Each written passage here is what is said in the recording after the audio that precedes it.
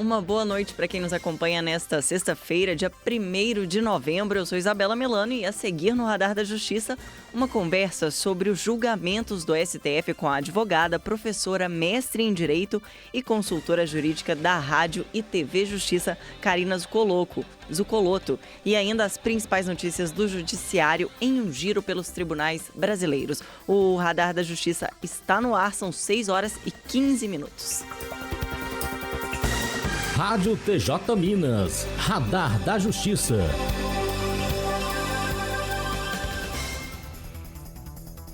Essa semana foi atípica no STF, isso porque, como neste ano o Dia do Servidor, que é celebrado, Dia do Servidor Público, foi celebrado no dia 28 de outubro e caiu logo após o segundo turno das eleições municipais, alguns órgãos, como o Supremo Tribunal Federal e o Tribunal Superior Eleitoral, transferiram o ponto facultativo para o dia 31 de outubro, emendando com o Dia de Todos os Santos, que é hoje, dia 1º de novembro, que foi adotado como feriado na Justiça Federal desde a década de 1960. Assim, os julgamentos foram suspensos e vão ser retomados na próxima semana, e é exatamente sobre essa pauta da semana que vem que converso agora com a advogada, professora, mestre em Direito e consultora jurídica da Rádio e TV Justiça, Karina Zucolotto. Oi, Karina, boa noite para você.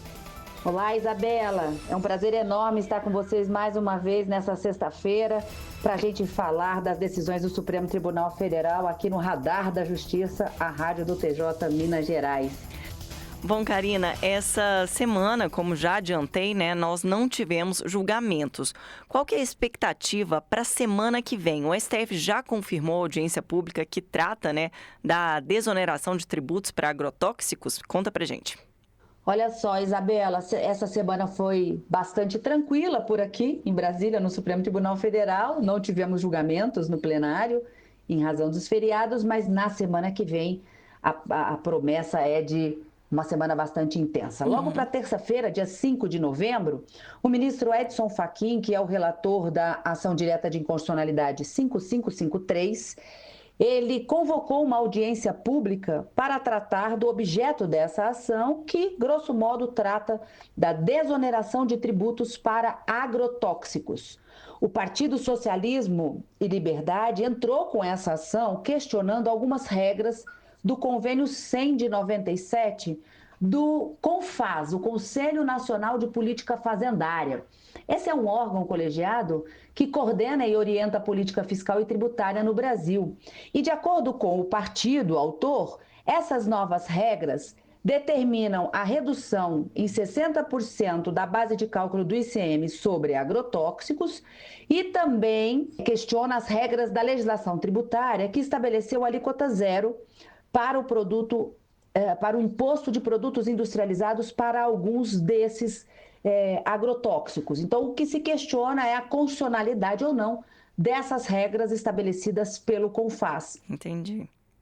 Agora, Karina, se eu não me engano, são mais de 30 inscritos para essa audiência pública. Você sabe dizer para a gente, quanto tempo essa audiência deve durar na terça-feira? A audiência pública, ela está prevista para acontecer ao longo de todo o dia, começando pela manhã e avançando no período da tarde. Isso porque são 37 participantes inscritos, cada um terá pelo menos 10 minutos para falar e a gente vai acompanhar tudinho aqui de Brasília para trazer em primeira mão, na próxima sexta, informações para os nossos ouvintes. Mas não para por aí, como eu disse. Além da audiência pública no dia 5, no dia 6, quarta-feira, nós teremos sessões no Supremo Tribunal Federal pela manhã e à tarde, justamente para compensar um feriado aqui da quarta-feira dessa semana que não tivemos. Então, quarta-feira tem sessão plenária de manhã e de tarde e na quinta-feira nós teremos também sessão plenária. Agora, Karina, vamos falar dessa pauta, dessas sessões, que eu sei que tem uma que interessa e afeta, os concurseiros do país. Mas eu queria que você falasse para a gente quais assuntos vão ser tratados nesses julgamentos e eles devem tirar o atraso desse feriadão, Olha só, Isabela, são muitos assuntos na pauta de julgamentos, considerando que a gente tem pelo menos 7 processos previstos para quarta-feira e um processo para quinta considerando que os remanescentes da quarta poderão ser julgados na quinta-feira. Mas olha só, o que eu percebo na pauta de julgamentos é que são processos que já tiveram um julgamento iniciado e devem ser retomados com o voto vista ou pedidos de destaque, porque estavam no plenário virtual, para a continuidade de julgamentos. Então, são temas que já vieram para o plenário de uma certa forma.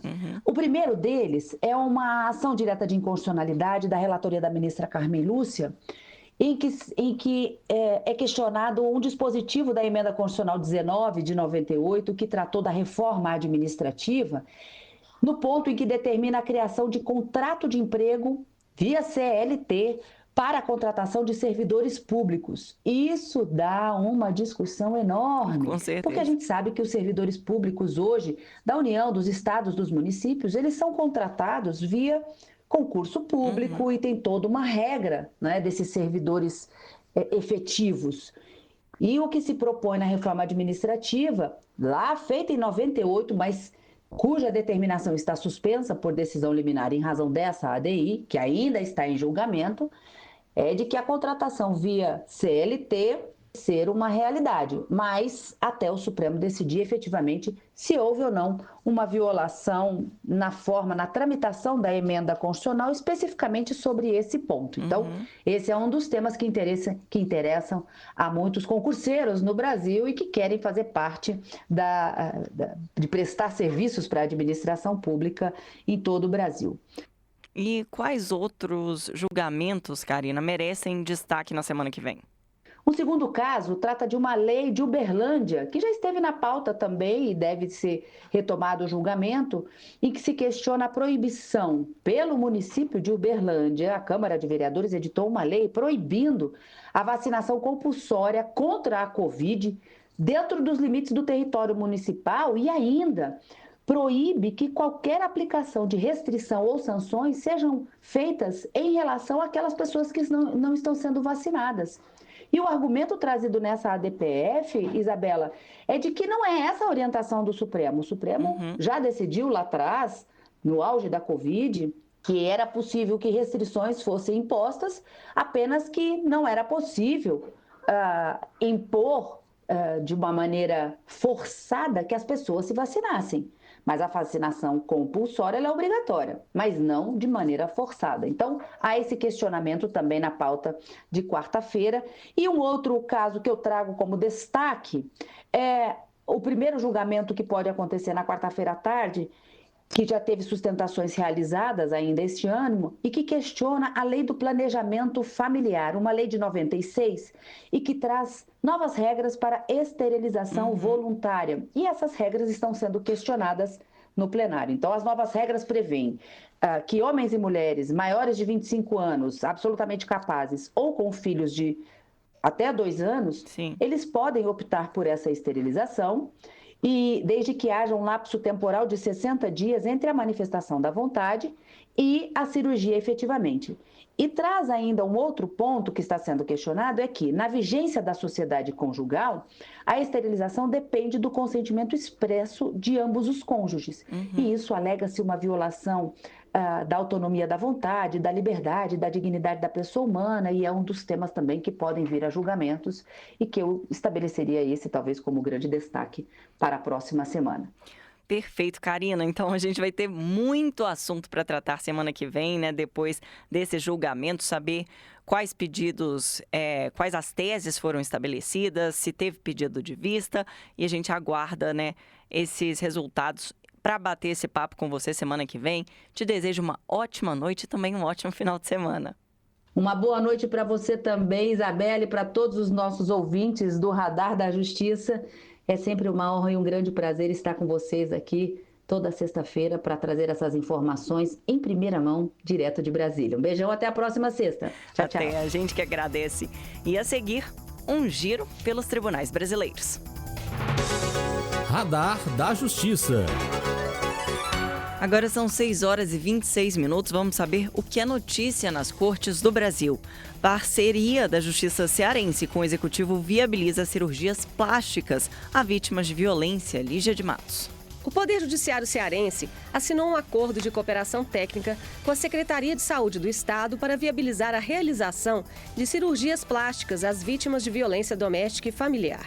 Conforme estabelecido no documento, ambas as instituições devem implementar ações conjuntas e coordenadas para viabilizar a execução dos procedimentos reparadores necessários às vítimas, sempre que houver indicação médica. O Tribunal Cearense vai orientar magistrados na construção do levantamento sobre mulheres em situação de violência que possam necessitar de plástica devido às sequelas dos crimes. E Justiça do Amapá promove mutirão para pagamento de dívidas com o Detran. Cid Marcos. O Centro Judiciário de Solução de Conflitos e Cidadania da Zona Norte de Macapá, unidade do Tribunal de Justiça do Amapá, realiza um mutirão de audiências de conciliação com foco em dívidas junto ao Detran, Departamento Estadual de Trânsito, de 4 a 8 de novembro. A iniciativa vai permitir o parcelamento com desconto em juros e multas de débitos relacionados ao IPVA, licenciamento, multas de trânsito e taxas de liberação de veículos. Justiça de Santos determina a desocupação de área de preservação. Destaque de Mércia Lívia. A 4ª Vara Cível de Santos, São Paulo, determinou a desocupação de moradores de área de preservação permanente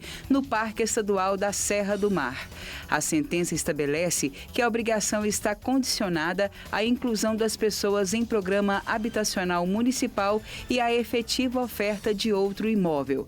Ainda de acordo com a decisão, a demolição das edificações e remoção de resíduos ficarão a cargo do Poder Público Municipal ou Estadual. A execução também está condicionada à inclusão dos requeridos em programa habitacional. Cartório Extrajudicial de Angra dos Reis vence Prêmio Nacional de Captação de Candidatos à Doação de Órgãos. O destaque com Cristina Mara. Cartório de Registro Civil e Tabelionato de Notas de Angra dos Reis, no Rio de Janeiro, venceu o prêmio AEDO 2024, após conseguir captar 466 candidatos a doadores de órgãos no município pela plataforma de autorização eletrônica de doação de órgãos, tecidos e partes do corpo humano. Pelo sistema, o cidadão pode escolher qual órgão deseja doar. O prêmio AEDO foi criado pelo Colégio Notarial do Brasil com o objetivo de incentivar tabelionatos de notas do país a captarem candidatos à doação.